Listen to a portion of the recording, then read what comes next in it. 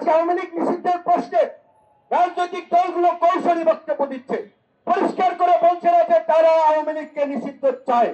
৭১-এর মুক্তিযুদ্ধ নিয়ে যেমন আওয়ামী লীগ এককভাবে মুক্তিযুদ্ধের ঠিকাদার হয়ে মুক্তিযুদ্ধকে গ্রাস করতে চেয়েছে, মুক্তিযুদ্ধের চেতনার নামে এই দেশে একটা প্রতিবাদ কায়েম করেছিল, একদলীয় শাসন কায়েম করেছিল। এখন এই জুলাইকে নিয়েও কোন গোষ্ঠী একটা ব্যবসা করতে চাচ্ছে, চেতনার ব্যবসা।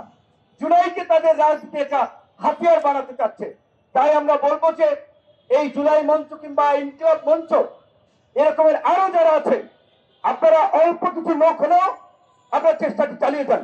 আজকে আওয়ামী লীগ নিষিদ্ধের প্রশ্নে রাজনৈতিক দলগুলো কৌশলী বক্তব্য দিচ্ছে, পরিষ্কার করে বলছে না যে তারা আওয়ামী লীগকে নিষিদ্ধ চায়।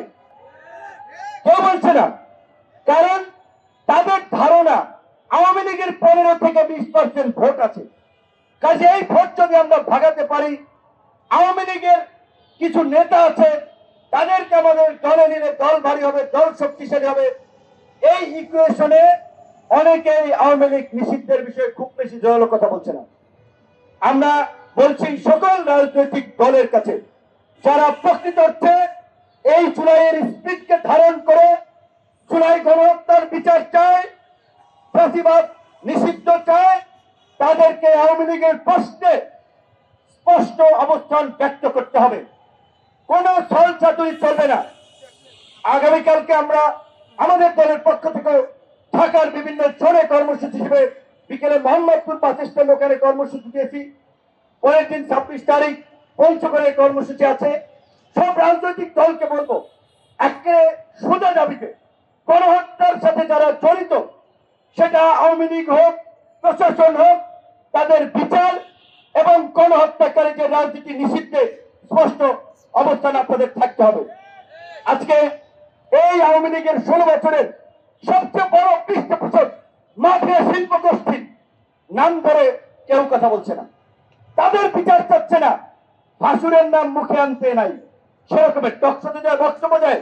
এই যে বসুন্ধরা গ্রুপ এই দেশের ভূমিদস্যু হিসেবে স্বীকৃত, মাফিয়া লুটেরা হিসেবে সার্বজনীন স্বীকৃত, অর্থ পাচারকারী হিসেবে স্বীকৃত বসুন্ধরা গ্রুপ, এসালন, ওরিয়ন, মেক্সিমকো, এইরকমের যে সমস্ত গ্রুপগুলো আছে, আকিস, এইরকমের যারা আছে, তাদের বিরুদ্ধে কেউ কথা বলছে না। দেখবেন, কারণ তাদের কাছ থেকে কিন্তু তলে তলে মালপানি সবাই নিচ্ছে। বসুন্ধরার লুটপাট করছে হাজার হাজার কোটি টাকা। তো যদি 200-400 কোটি টাকা রাজনৈতিক দলের পিছিয়ে ইনভেস্ট করে, তার কাছে তো তার লস নেই, তারা তাই করছে। ঠিক একইভাবে অন্যান্য মাফিয়া গ্রুপগুলো, ব্যবসায়ীরা, একজনের বিরুদ্ধে এখন পর্যন্ত উল্লেখযোগ্য ব্যবস্থা নেওয়া হয় নাই, গ্রেপ্তার করা হয় নাই। 111-এর সরকার এসেও আপনারা দেখেছেন দুর্নীতির বিরুদ্ধে অ্যাকশন নিয়েছিল।